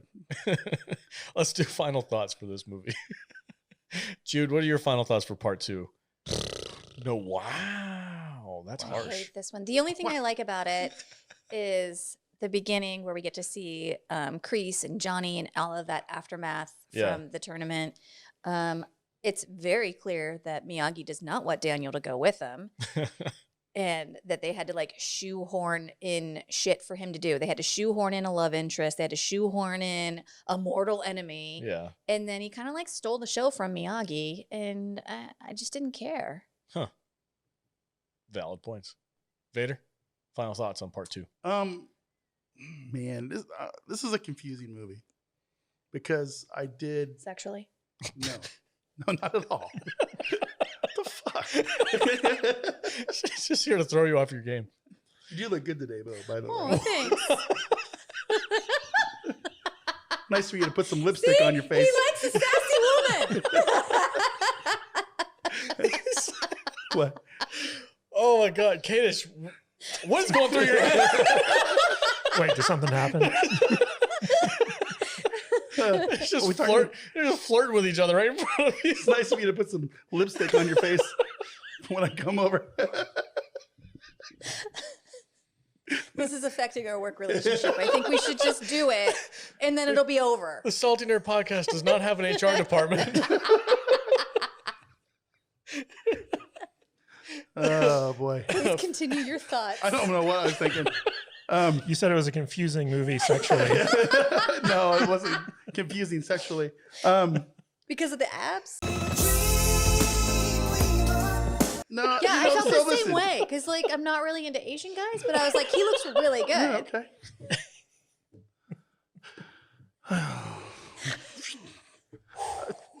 two and a half. He's crying. It made me cry. Damn it. I'm You're not crying, really into baby. Asian guys, but I was like, okay. This is for your tears. Thank you. Tears of joy. It's a good Moscow Mule. Tears of my enemies. Tears of my enemies. Vader, final thoughts on part 2. What was I saying? You were confused sexually. I was not. Was not confused. Stop with the sex jokes. Kimiko's kind of hot. Yeah, she is. You know, I've never had an Asian girlfriend, but if I was single, I'd try to find Kimiko. Okay. I hear you. I don't know. I enjoyed this movie a little bit better than the first one. I don't know why. I think it was just because what I said earlier. I enjoyed Mr. Miyagi's story a little bit better. A little bit better. I don't know. You're fine.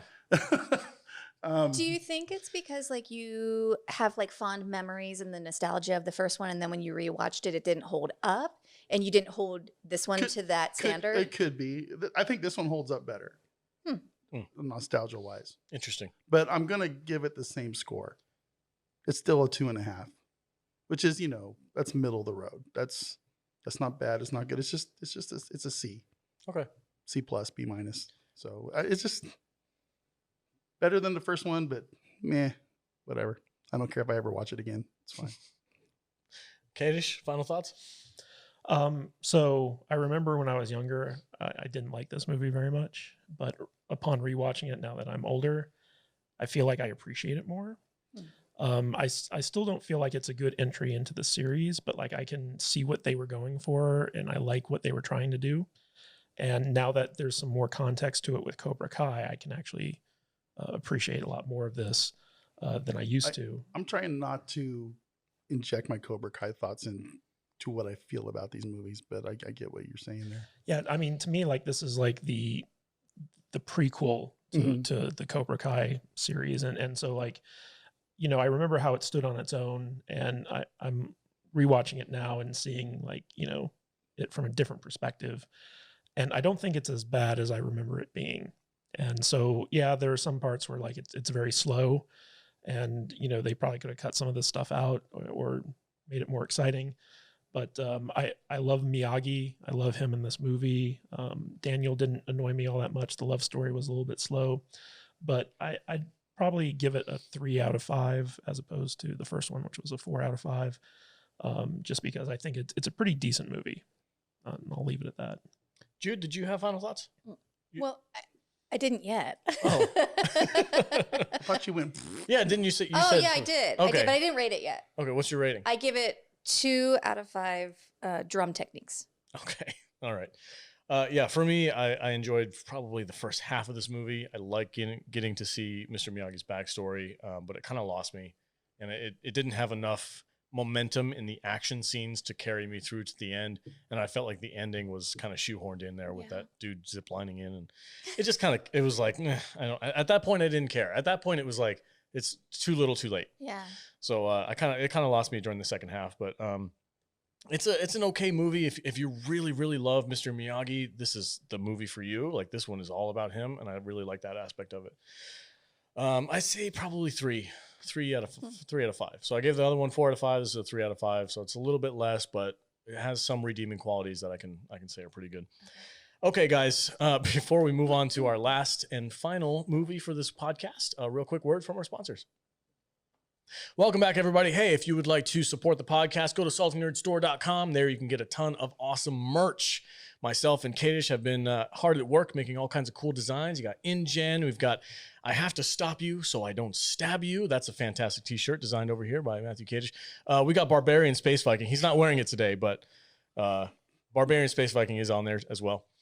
All of the money that goes into the merch store will funnel down to the podcast so we can get more and better equipment and make awesome content for you. All right, guys, let's get into part 3 of Karate Kid. Jude, Yes. what do you got for us? 1989 Karate Kid 3, rated PG with a runtime of 1 hour 52 minutes, with a budget of $12.5 million. What do you think it brought in? I'm gonna say $4 million. I'm gonna say it's another 100 millioner. 100 million. You going with 4 million? This movie's a pile of dog shit. So I'm gonna say, on name recognition, it probably doubled its budget. So what was its budget? 12.5. So 25, 26 million. Very close. It was 38.9. Oof. Man, So Daniel and Mr. Miyagi are back from Okinawa. Upon arriving home, they see the apartment complex where Daniel lives and Mr. Miyagi works has been sold. Daniel and Mr. Miyagi go into business together in a bonsai tree store. Meanwhile, John Kreese's psycho friend vows to get revenge for his hurt feelies and bloody knuckles. He sends a goon squad of karate hooligans to goad Daniel into re-entering the All Valley tournament, which is the only place to prove to the world that Cobra Kai has the best karate. Daniel must focus all his energy into his kata to defend his title and his life. This movie's awful. Everything about this movie is bad. Everything about this movie. It doesn't even have a song.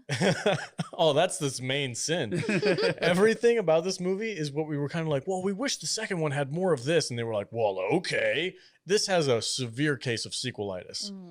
Severe case of sequelitis. This felt like a pure money grab. Yes, yeah. And they got a freaking Batman villain to play the main guy. I kept thinking to myself, it was like the villains out of like Roadhouse, those types of like unreasonable asshole villains. Yeah. They just plopped him down in a Karate Kid movie. I like that they had to make this villain so despicable. Like he basically dumps toxic waste in third world countries Yeah. for a living. Like, And he, like- that's how he made his fortune. He like sits in his bath and he is making like some old lady take notes while he's taking his bath. He's a Batman villain. Like even the way he acted, he was like laughing hysterically.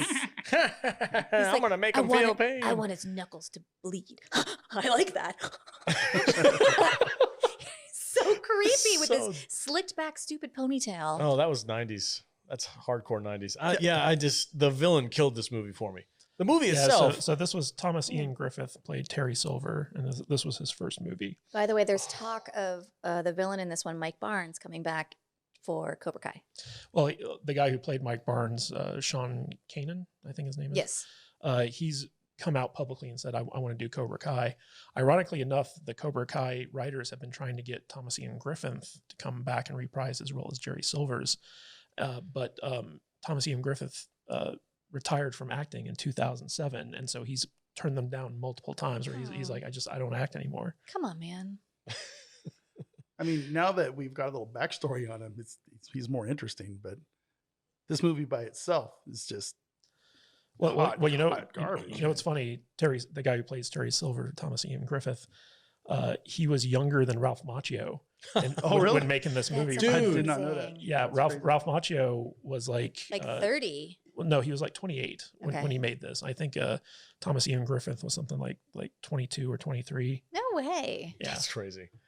Okay, so now that you mentioned Ralph Macchio's age in this, I think it's freaking hilarious to watch because the first movie he looks like he's 18. The second movie he looks like he's not that much older because it only takes place 6 months. This movie he looks like a completely different. He's like all fat. He definitely looks a little older. He got some age on him. He's got a big brown pie face now in this movie. It took me out because I watched these movies back to back to back. So like the difference in the character was like unavoidable to me. I was like, watched oh these my movies gosh, in consequitive order, but on 3 different days. yeah. Like, No, I watched them pretty Wednesday, much all on the Thursday, same Friday. day. I just binged all 3 of them, and I was like, oh my gosh, he gained like 40 pounds. Yeah. It's like, oh man, you've been hitting that noodle bar too hard over there in Okinawa, buddy. Don't fat shame. No, not fat shame. It's just funny because I he's can't the first show or the first movie. He was like this ultra skinny kid that was like a high school student, you know. And this one, he's taller, he's bigger, he's buffer. I'm like, huh, okay. Well, you know, since we're talking about Ralph Macchio's age, so basically, Robin Lively's character, what was her name in the movie? Jessica. That was she the girlfriend of the week? Yeah. So she was the Well, girl. they never fall in love with this one. In this one, they agreed to just be Yeah. friends. Well, because she has the a reason boyfriend. for that is because Ralph Macchio was 28 when he was making this movie, and she had just turned 16. Ooh. And so Macchio was like, "Can we like cool it on the romance with this one because it feels kind of creepy and wrong?"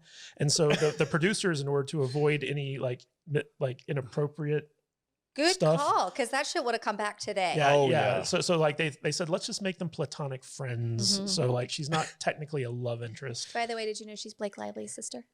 I do now. That's pretty cool. Yeah.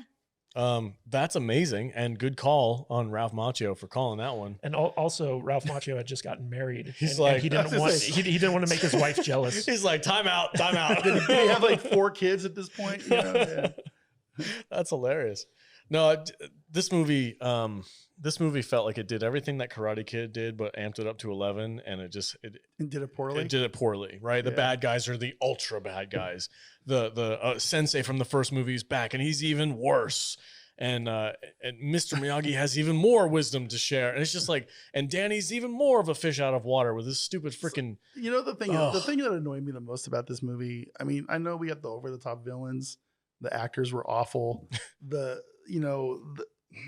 The sidekicks were stupid. Hey, we got Snake and Dennis. Yeah, it was awful. It was just Best sidekick villain names ever. yeah. Snake. Dennis. The way Did you know the character of Snake was Jerry Silver's son? No. Let Vader But finish. it makes sense because Cobra Kai, Snake. it's Get okay, I it? do that to them all the time. I know It's you do. fine. They're getting back to you. That's all good. Go ahead. Hey, you I- look really good today, Vader. I love you guys now. I know. You ever been with a big man? My wife's gonna pee out. You can't go over there anymore. Don't let her listen to this one. Tell Jude to like change her hair color. Like I can hear it already. Can we go blonde? You ever I change- was, she has yeah, I before. was blonde. Oh, I would like that. That would not. That's her natural color. It's blonde. Do it. Vader! I'm sorry. No more Moscow mules. Moscow mules make you frisky. They fucked me up, dude. It's like, whoa, okay, whatever. Matt's over there. Dude, slow your roll.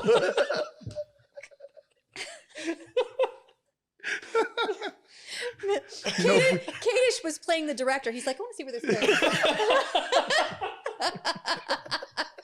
Faster, more intense. How you doing? You ever been with a big man? Oh, no. Yeah. Anyway, where Karate were Kid we? 3. What was I saying? Who knows? I'm so turned on. I believe you were talking about the sidekicks and the Sidekicks over-the-top and, villain. Dennis. Snake. Oh, Daniel LaRusso. He, like I said earlier, he made every wrong decision he could possibly make. What are you doing? My contact. Your eyeball Trying fell too out. hard. My elbow fell Okay, out. we've gone into patron territory. Hold on. That is so gross, dude.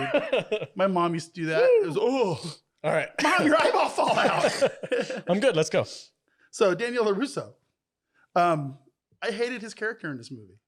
I hated everything about his Well, character. you hate him in this every movie, don't you? I don't hate him. I just don't think he's a good actor. But the character in this movie was not good. He like defied Mr. Miyagi at every turn. He went and chopped down the tree. God, that was the Yeah. most It egregious. annoyed the shit out of me. Why would you go get the tree?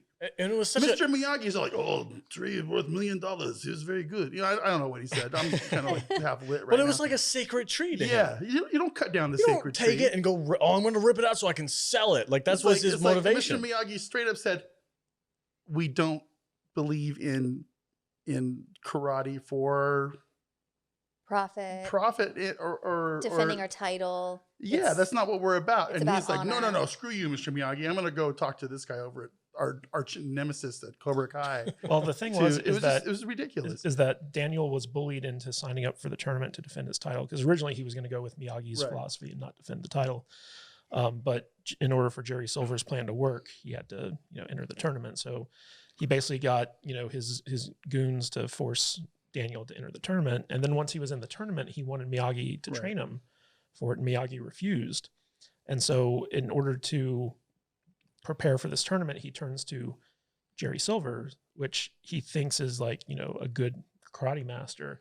And Silver just starts messing with him mentally and pitting him against Miyagi and stuff like that. And so like, you're supposed to not like his choices in this movie, but he was kind of forced into them because Miyagi just refused to, kind of bend from his, kind of rigid philosophy.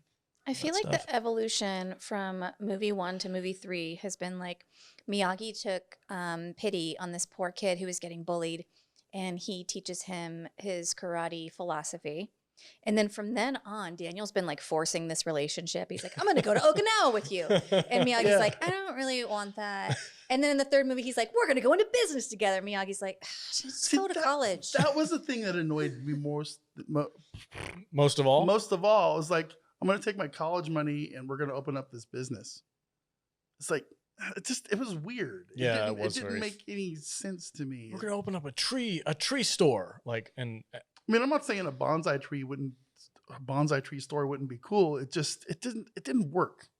It didn't work for me. Okay, I'm going to tell you, a bonsai tree store is not cool unless you've seen the movie Karate Kid, which no one in this universe has. Therefore, your business is going to fail. You should have just gone to college. You should have gone to business school. Picked like the shittiest location ever with like He's a like, subway right behind it. behind a little it. Nursery over here. Now he wants to have babies with Mr. Miyagi. I think it's kind of funny that he's running around with $800, and Mr. Miyagi's all, college education, $800, very good. It's like $800 in the 80s. That might cover your Domino's bill for a semester, but it isn't going to college money. It's just it was weird. I don't know. Well, the reason why Danny did the worst thing in the world is rip that tree out of the freaking cliff. That made me angry. It did. It made me angry too. It's because he was trying to make money by selling it so that he could put it into the store. Yeah, and then there's the whole thing where it's like, oh, tree be okay, strong root. Daniel have strong root, and I get the whole thing, the whole whatever philosophy. I'm not looking. I can't. Man, analogy. Symbolism. The analogy. There you go. I get that. It's just smart too. You are smart, blonde and smart. That's amazing. Okay, so, but yeah. Well, the whole reason that he was going to get that tree is because he felt responsible, because the bullies who were trying to get him to join the tournament stole all of their stock, like all the bonsai trees that they were going to sell. And so Miyagi looked kind of defeated, and he was just going to go off and go fishing.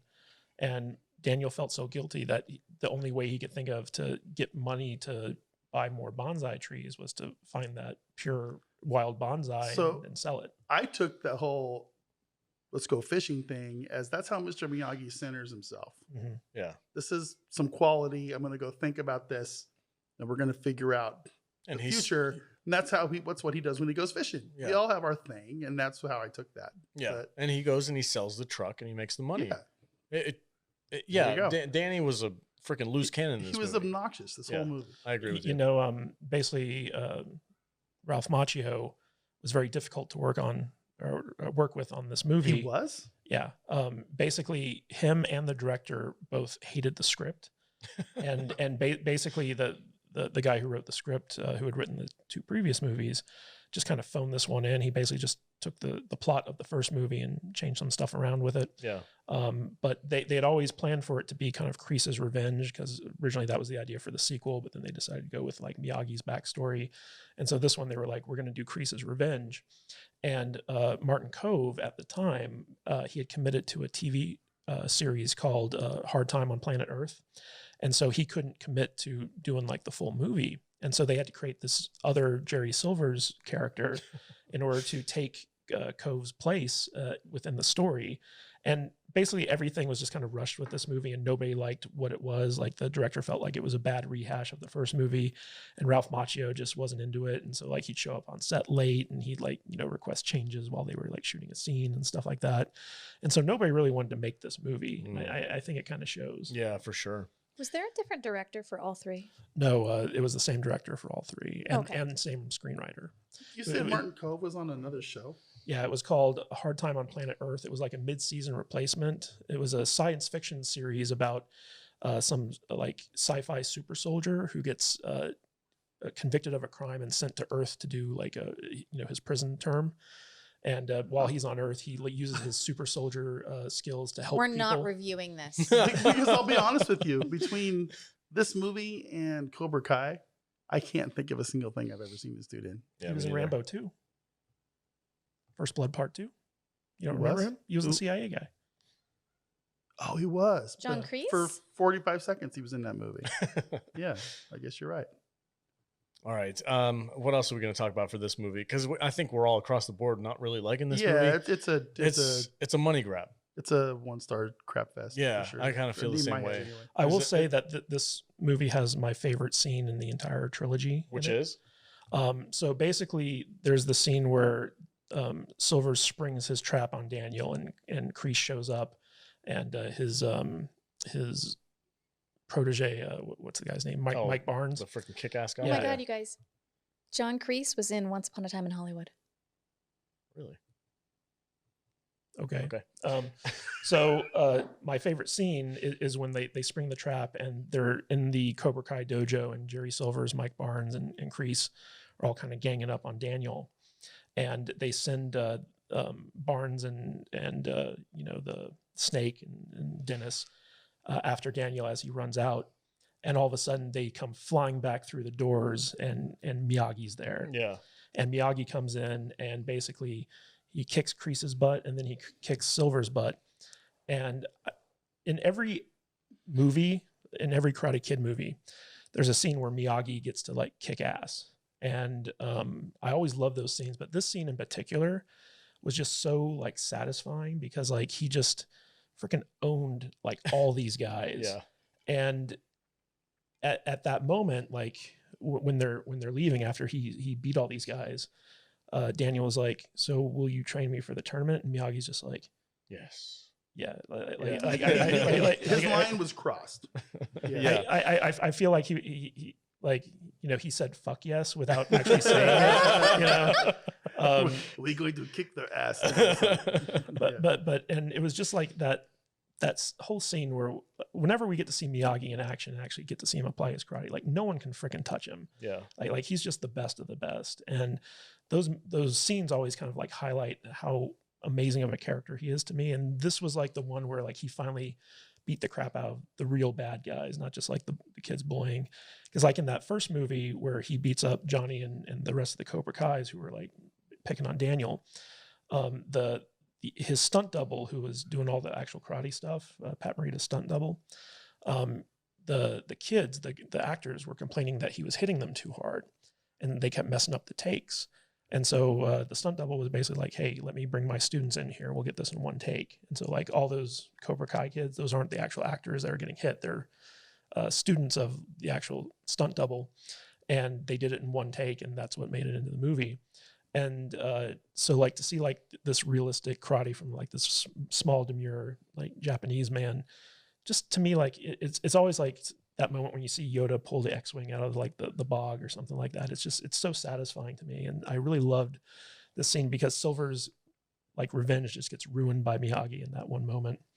I love it. I can respect that. There's only one thing that I have an issue with, that is at the very end of that scene. I love the scene that you're talking about, but at the very end where Silver's got his ass kicked, he's on the ground, he's got paint all over him, the mirror's broken behind him, and he just starts laughing maniacally like he just it killed the moment for me. He was just not a good He was villain. obnoxious. It was like in that scene, I felt like it would have been better for them to have been like more of a brooding anger because they just got beat, like they just got showed up, but instead they just get together and like fist bump each other. Like, ha, ha. Yeah, Kreese jumps up from behind the mirror. Boo! Yeah, boo. it's like you guys It's just like, got your asses handed to you, and you're like laughing at the dude. Like it took me out of that scene. But prior to that, I 100% agree with you. There was another scene that I thought was really funny, which was the scene where Daniel's mom is on the phone with him, and basically in the original script, the mother was never mentioned or talked about. And Ralph Macchio was like, "I really think there needs to be a scene with my mom in this movie." And they're like, "Okay, fine, we'll bring her back."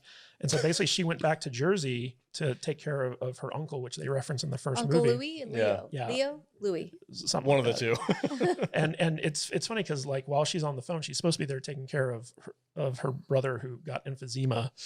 And he's in the background. He's like kind of reaching for her because he can't breathe. And she's just on the phone, like completely ignoring him. Yes, so anyway, how's your new girlfriend? and he's like, oh my God, I'm dying. Dude, I didn't know you could do a New Jersey accent. Very well. That's awesome. She's got all kinds of voices. Yeah. Yes, voiceofjude.com. Go to the voiceofjude.com and check out all of Jude's voice acting promos. Yeah, but I just thought that scene, like when Jude and I were watching the movie and the uncle's just in the back, like trying to get her attention. That was pretty funny. Yeah. I laughed. I thought it was funny. All right, guys. And we also get the old crazy woman. Oh with yeah. the dog. Oh my gosh, dude. That was a good throwback to the I first didn't movie. recognize her until this third movie, and I was like, hold on a second. She plays like every old woman in a movie ever. Yep. Like, I know who that is. It was so crazy to see her. I'm like, has she just been old forever? Like, it's like the actress who plays in Downton Abbey, who also played She's in McGonagall. Harry Potter. in Harry Potter, Yeah. and then again in Hook with Robin Williams. She Mhm. played what was the Wendy? Like She's been, what is her name? Hook is from the 90s. Maggie McGonagall or something? No, that's her character. Oh, it is. Anyway, Sorry, Moscow Mule. anyway, she plays like an old woman in everything I've ever seen her in. And when I remember her from Hook from the 90s, I was like, oh, she's like 90. And now I'm watching her today, like 2020 on Downton Abbey, and I'm like, how old is she? It's just one of those actresses that just like plays that one type of character She's a favorite. for really, sure. really well. Yeah, Like, yeah. This woman, her name's Frances Bay, the actress. She Yeah. plays Mrs. Milo, and in the first movie, she was called like Uncle Louie because Yeah. she reminded Daniel of Crazy Uncle Louie or something like that. Yeah, exactly. That's who I'm talking about. She plays a older lady The in lady a with bunch the of little different. dog, yeah. yeah. She's in every movie ever. If they ever need like an old woman, Did you guys Maggie Smith. Maggie Smith. Sorry. did you guys know that there's a connection between this movie and the Running Man film? The Running Man. Yeah. What would that How? be? That's obscure. Paula Abdul did all the choreography for this movie, Oh my god. just like she did for the Running Man. Was Sven Thorson in it? I No. can't say his name. Sven. It was the best you've ever done. I tried. What would they need choreography Sven for? Thornton? They went to a club where people were dancing. Oh, the dance scene at the They need that's right. choreography for dance. Oh, When he got in the fight yeah. with the dude, and he's like, "Oh my god, I broke his nose!" Like he freaking took your woman, break his nose. All right. Hey, I'm getting pretty he took his glazed. platonic friend. Oh, I'm sorry. Yeah, that's right. Whoa. Okay. All right. Let's do final thoughts for part 3. Jude, what are your final thoughts on Karate Kid Let me part 3? give it Another? doubles. Oh my gosh. Doubles. This is worse than the This second is one. a 1-star crap fest for me. Wow. Yeah. That's harsh. Okay. Vader? This is a 2-star, double star, no. God, I'm glazed up, dude. 1-star crap fest. I totally agree. Yeah, this is a piece of crap. Wow. I'm not happy with this movie. Okay. I want my hour and a half back. Right. Kadish? I'd never seen this movie before. This was your first watch? Why didn't you lead with that? Well, by the time this movie came out, I was so over Karate Kid that like I just had no interest in seeing it. I never bothered to watch it. When he was 11. Yeah. So He was already jaded with the industry. Yeah. I'm over this. so I'm going to go out there and become a filmmaker and I'm going to change things. yeah, so I'd never seen this before, so I had no like kind of nostalgic like fondness for it. And I found it very over the top and silly, but at the same time, like I felt like it was kind of in tune with the 2 other movies that it came before. And the fact that, you know, again, I'm sorry to mention Cobra Kai, but the fact that Cobra Kai takes elements of this and incorporates it into its narrative, helped me to understand that better. Okay, but the fact that something that came out 30 years later that references this movie does not make this movie better. I agree with you. I'm just saying that like I can't judge it as harshly as you guys simply because I didn't feel like it was as bad as I was expecting it to be. I think it was worse than I expected it to be. Probably, but the thing is that like it was, you know, it wasn't Creepazoids bad, you know. Nothing. How dare you? You're out of line. Nothing can compare to that garbage movie. I'm glad I was sick that week.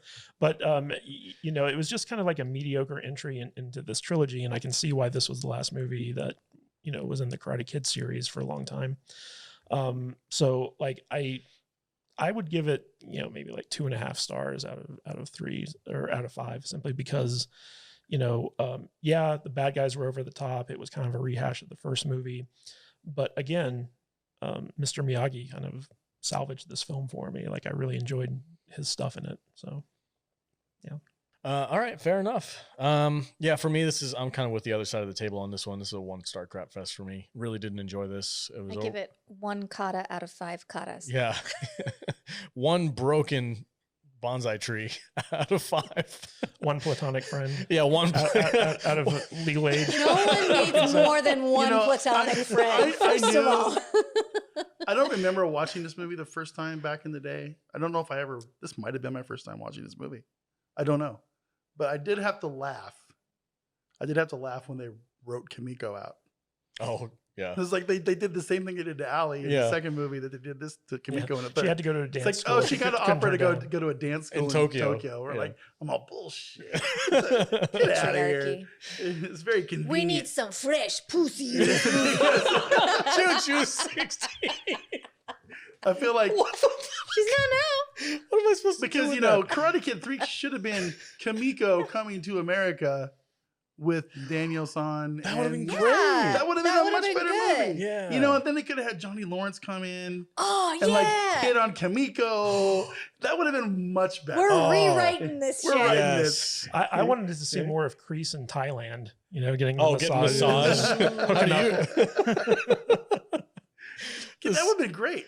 Johnny Lawrence. And then it turns hitting on out Kimiko. Kimiko's not at dance school. She's massaging in Thailand. And you know, And then he marries her and he brings her to America and she's stuck with him. and Dude, turn we're- Kimiko into some like Americanized, This you know, script goony is goohoo bitch. You know, it's like, oh, she comes to America, gets all Americanized, and it's like, oh, that would have been an awesome movie. Okay, no more Moscow Mules she on the takes podcast. We are like- the chopsticks out of her hair and she uses like, them as weapons. Bam! There we go. All right, And now her we're hair- on to and something. Her hair falls down. Yeah. She's gorgeous. Yeah. And American. And it's directed by Quentin Tarantino. Oh God, this is a movie. Yeah. This is season 4 of And Paula Abdul yeah. and John Woo choreograph. Okay.